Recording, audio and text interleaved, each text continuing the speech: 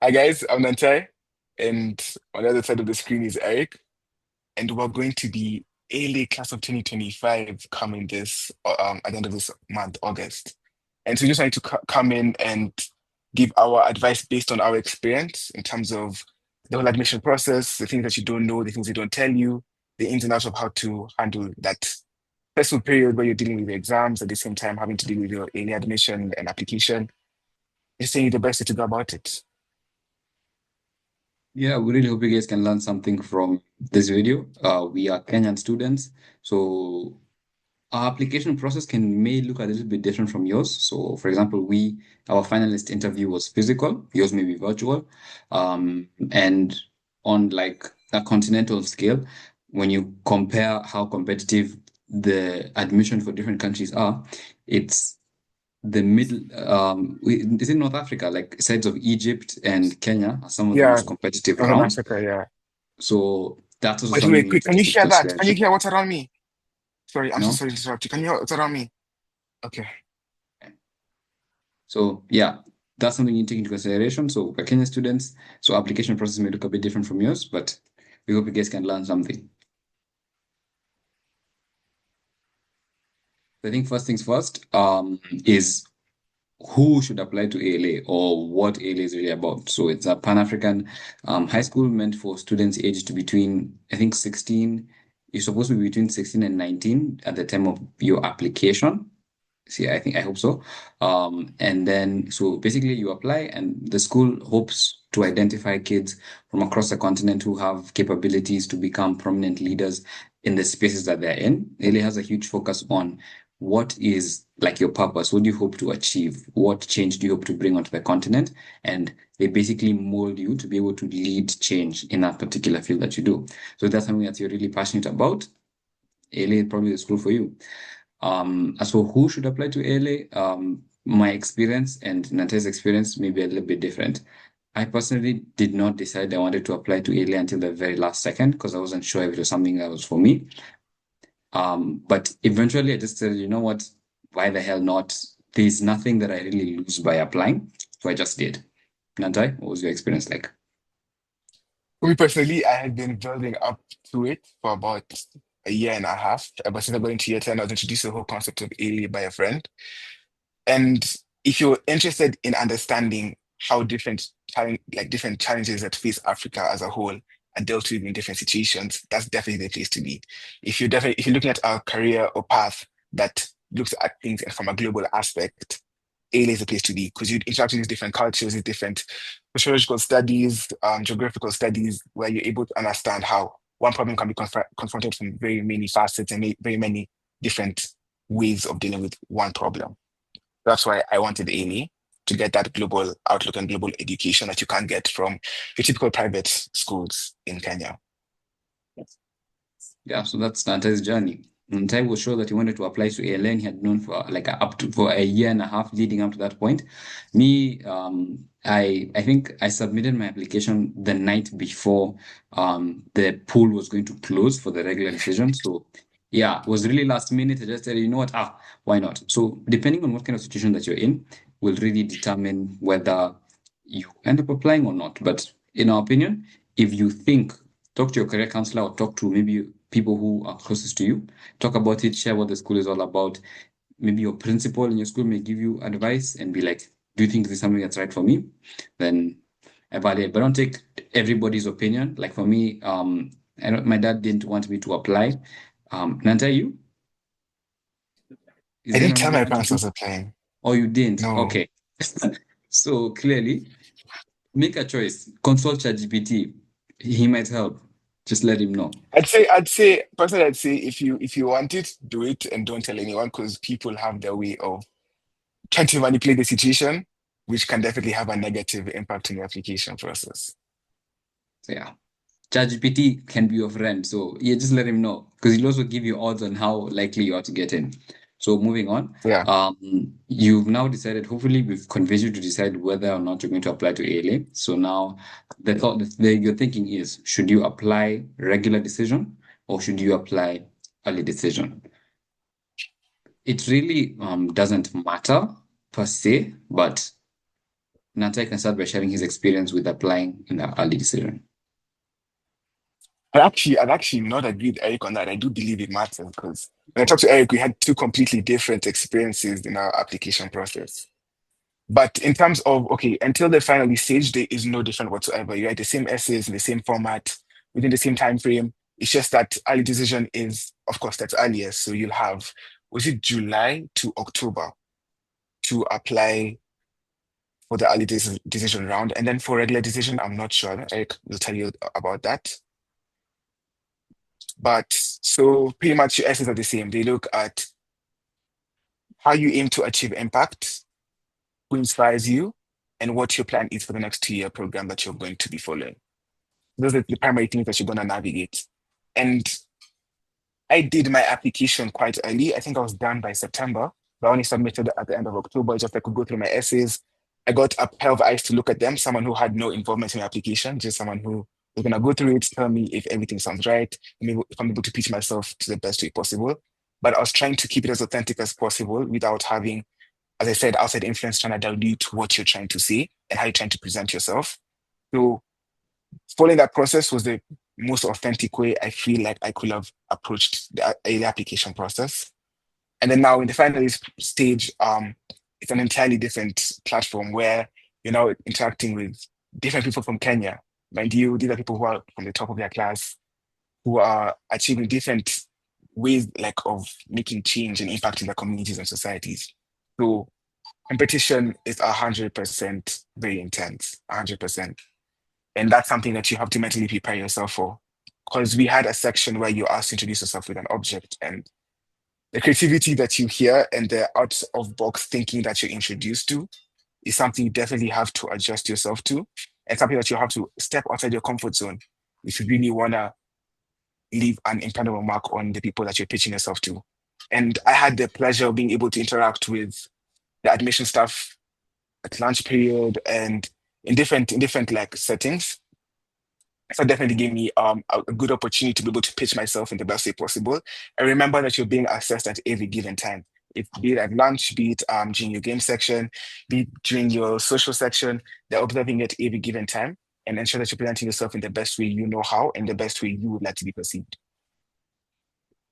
Yeah. So based on what Natai said, the early decision is way more competitive than the regular decision. That was this year, like in Kenya for like our case scenario.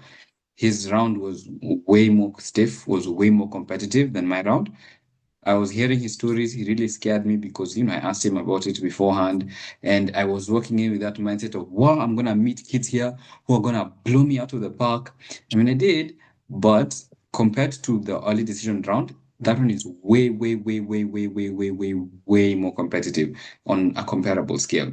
And that is also like, you can also see that a little bit better through admissions rate. Okay. So out of the number of Kenyans that they admitted, um, 3 out of the 14 that were admitted this year were from the regular round. So it was me and two other people. The rest came from the early round. So clearly, the depending on what kind of person you are, if you think you have a really strong application, if you think you have like a really unique standing point and you think you're really gonna wow the admissions team, apply early. Um, if you're not too sure and you know you need the time to perfect your essays and make them a little bit better and just make them as good as possible, apply regular. If you think, but you gauge. But just bear in mind the early round is just a tad bit more competitive. But in my opinion, I think if you're meant to get into ALA, you will get into ALA, regardless of the round that you choose to apply in. Yes, the odds are in favor of the regular round. I mean, odds are in favor of the early round. But whether or not, if you're meant to get into ALA, you will get into ALA. Because Nanta will tell you about how his waitlist journey. Nanta? So for me personally, I had applied to go into ALE and ALE, math is compulsory in ALE. I was having a bit of challenge when it came to math in year 10 up until about my second term. And it's only that in my third term where my grades began to peak. Yeah.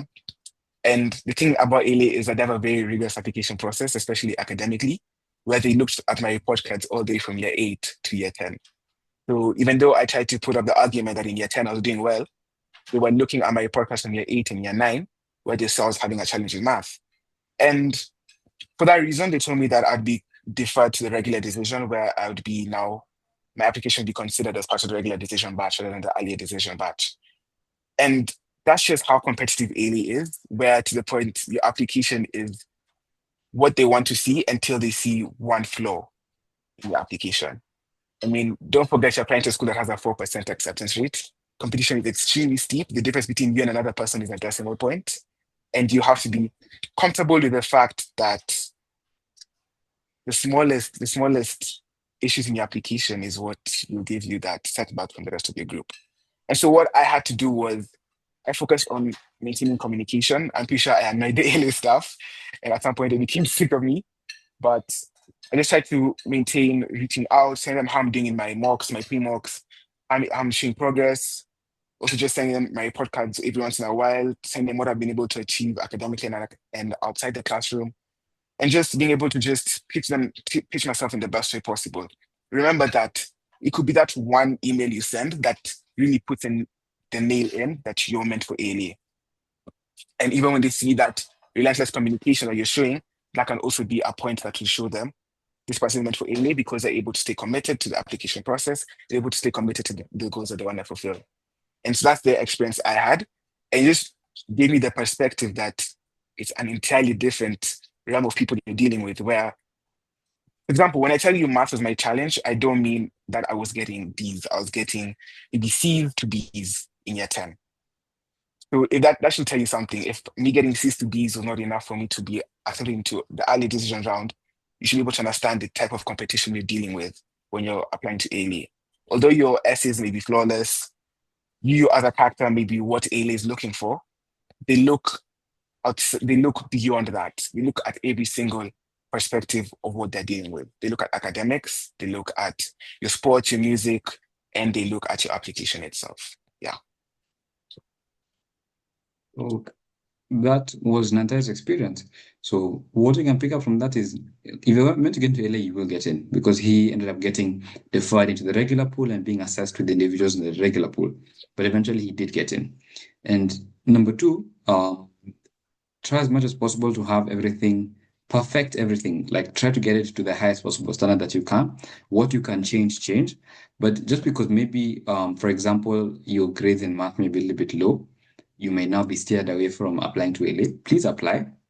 Please apply. You really never know. You just need to keep pushing in that last second. Show LA that you're committed towards improving your grades in math because all they want to see is, yeah, sure, you have like X flaw, but can you work on it? Can you improve it? Is it possible for you to get better and better at it? So if you know you have that in you, please go ahead, apply, and keep reminding them. In the event you get deferred to a different pool, keep reminding them you've achieved X, you've achieved Y, your grades have improved. Let them know. Stay in constant communication with them. Don't just ghost them or whatever. Stay in constant communication. But I also think something that Nate didn't mention is you're you're assessed in your own context, right? Because LA has students from drastically different backgrounds, drastically different countries, from people who are coming from different schools.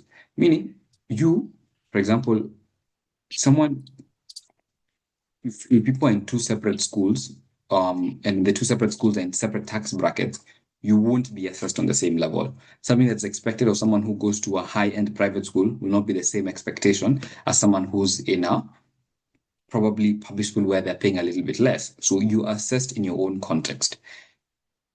So that's something you need to bear in mind. Don't because during my finalist interview, one of the guys that I met had a really fatalistic attitude where he was like, this thing is for people who go to private schools, nini, nini. My English is not as good, meaning they may not pick me, I may not answer the questions well enough. Please, like whatever that mentality should not be in your head at all.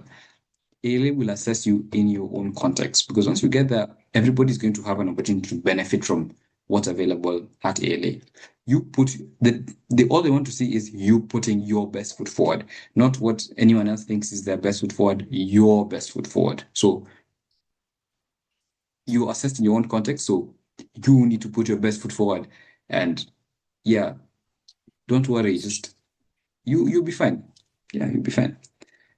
So next thing that I Yes. think we need to go through is our stats. What got us into ALA? What project did we have? Because most people who get into ALA, they'll probably have a talent that they've been doing for a really long time, or they have a project that they've been doing for a really long time. Because ALA wants to see you have done something consistently over a good, solid amount of time. Maybe 2, 3 years, something needs to have a story that appeals to people. Because the first essay question I'm going to ask you is, how have you impacted your community? Then there are a bunch of questions that follow underneath that. So it's important that, so what project did we have? Nantai. Okay.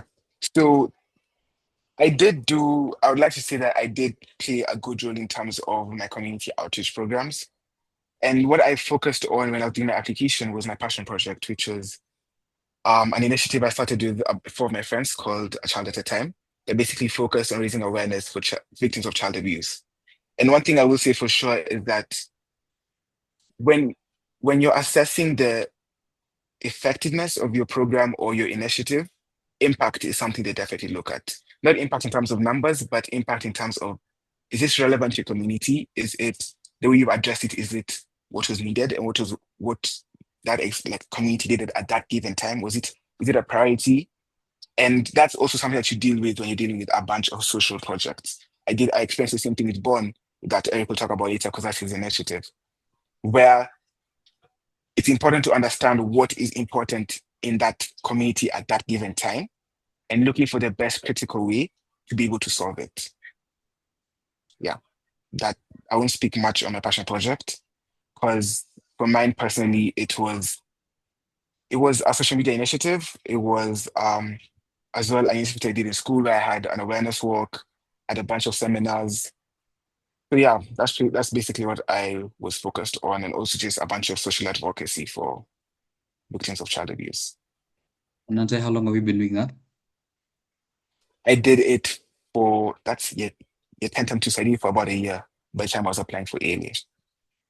And had you previously engaged with any other projects that had something to do with child abuse that maybe could have sparked this interest?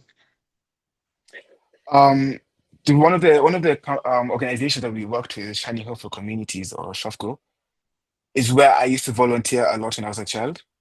It's basically a social entrepreneurial organization that empowers underprivileged people in Kibra, one of the biggest slums in Kenya.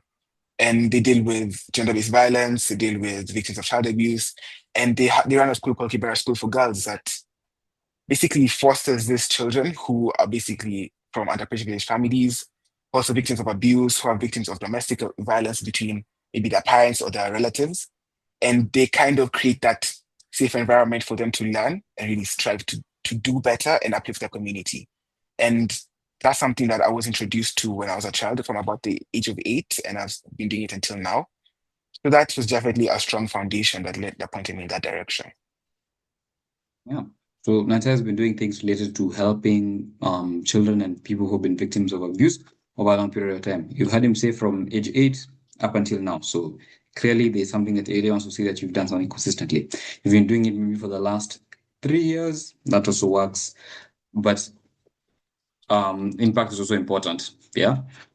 Impact in the sense that how have you been able to impact your community? Have you been able to enact any change? Have you made a difference? Have you been able to whatever? So sometimes you might have something that you've been pursuing for a long time and you don't know what that could do with your community, you know. So sometimes it's just all about framing that particular thing that you've been doing because um you just need to frame like in the most honest way possible. I think you just need to frame because maybe you could have been doing football for the longest time.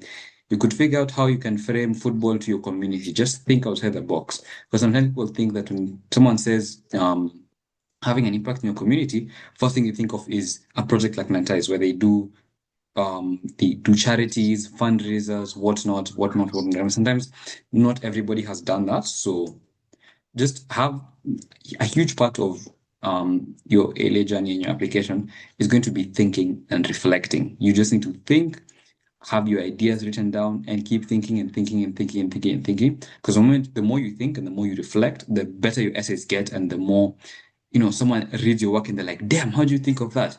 So that's something you take into consideration. So personally, Another mine th was oh sorry. Yeah, continue. Another thing, before Eric talks about his project, oh my God, we have 10 minutes. Before Eric talks about his project, um, I'd like to say that even in the way Ailey's questions in terms of what you're able to do for your community, the way they're framed, they're trying to assess what you've done and how you've done it. So you in yourself, as you're writing your essays, should start by planning and understanding what have I been able to accomplish in this project? What has it done for me? How has it shaped how I'm able to view these societal challenges or these financial challenges, if that's what you're dealing with, or scientific, medical? You have to assess how has it changed, shifted your perspective, and also how it's being dealt with in maybe governmental institutions and how you would do it differently after your experience. And in every single project you do, there's always something that can be done better. They're looking for how you're able to point out the flaws in what you've been able to achieve and how you would improve it in the future or enhance it. Yeah, sorry. It needs to be complete. It's an entire package. You need to be an evaluative and a self-reflective person. You'll be asked difficult questions that you probably never had to answer before, but it really helps you even understand that which you're doing a little bit better. Yeah. So for me, my thing was completely different from Nantai, and at one point, I was like, I'm literally not gonna get accepted because this does not make sense. This has no impact on my community whatsoever.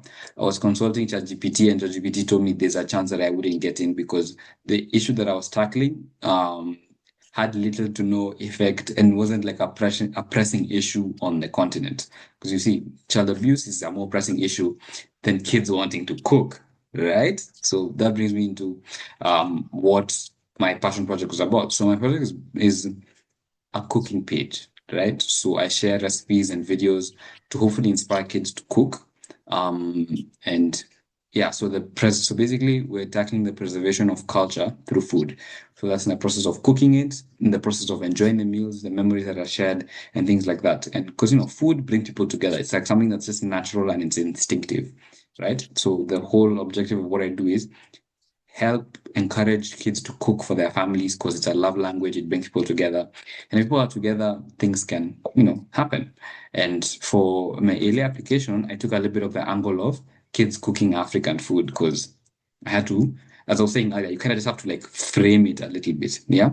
Yeah, most of the dishes that I post have a lot of African influence and the dishes that I grew up eating. So it made sense. So you just have to just frame it a little bit. So I talked about how I was encouraging kids to cook African foods and how, it would be preservation of culture, etc., etc., etc., etc., etc. So that was that. Something that really helped was my impact was measurable. Yeah. Even a test project was measurable. That's something we forgot to mention out. Your passion project is not a passion project if you don't have measurable impact. Someone should be able to look, the numbers don't have to be big, but someone should be able to look at that which you're doing and you can measure that impact because you can't measure impact you haven't made impact, right? Something that really helped my application is my the numbers that I was giving were solid, like solid numbers. So even the admissions officer could see that we're actually making a difference. So yeah, I think that's something that really helped. So I ran a cooking page. Yeah, that's what got me into ALA. I ran a cooking page. And is there anything else you'd like to add before we move on to the next question? That's pretty much it. I think we'll have our essays linked in the description box down below. A few of them, maybe not all, but maybe a couple of them just to help you with the inspiration. Please do not copy our essays.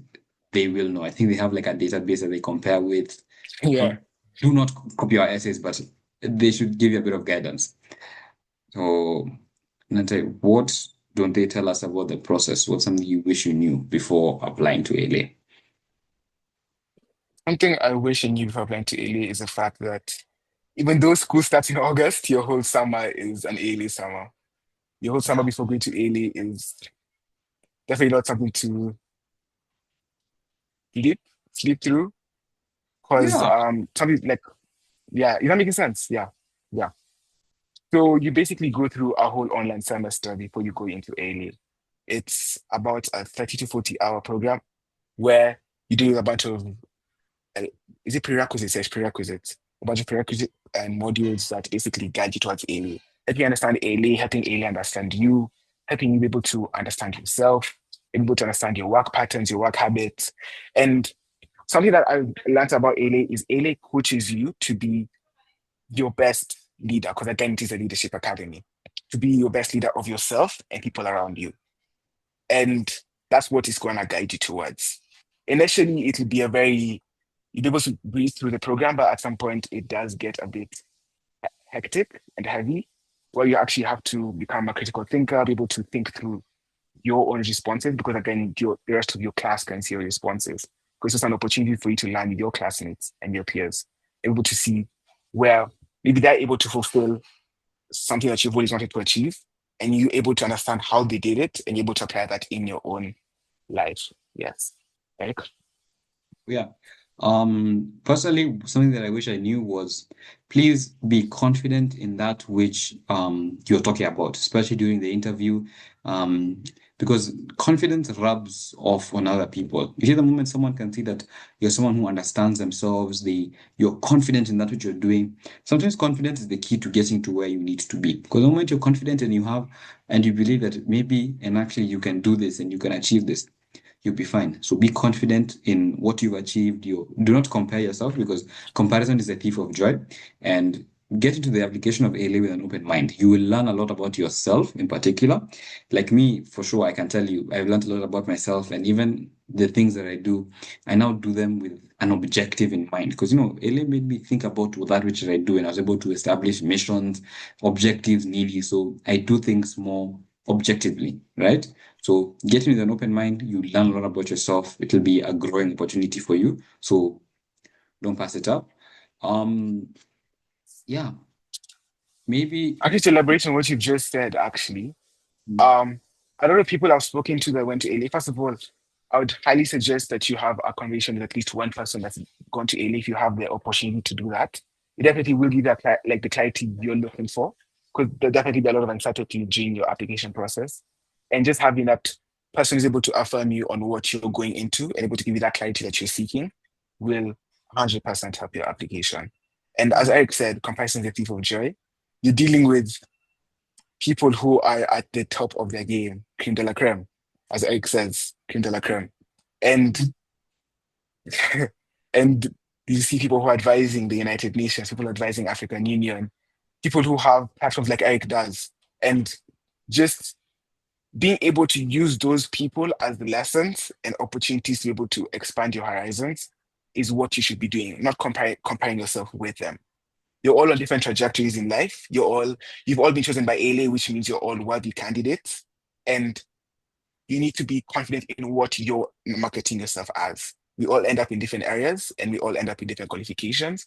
And as long as you're content with the road you're steering, you'll be perfectly fine. Be confident in your story. What Natai said, everyone who's applying to ALA is on different paths. No one will have the exact same path during the application process, during the finalist interview, and when you get to ALA. Everybody's on different paths. So own yours and speak in it confidently. So I think that's it. We really appreciate you guys watching this video. If it helps, like the video and share it with If you someone. have any questions, leave it in the comment section below and Yeah. we'll try our best to answer them. And for reaching out to ALA students, maybe year twos or year ones, you can always reach out to us in the comments. But please, we suggest get on LinkedIn, create an account, search ALA, certain year, talk to them. They're friendly people. I'm sure they'll help you out. So LinkedIn should help. So have an account, talk to them, and yeah, you should be perfectly fine. Thank you. Thanks so much.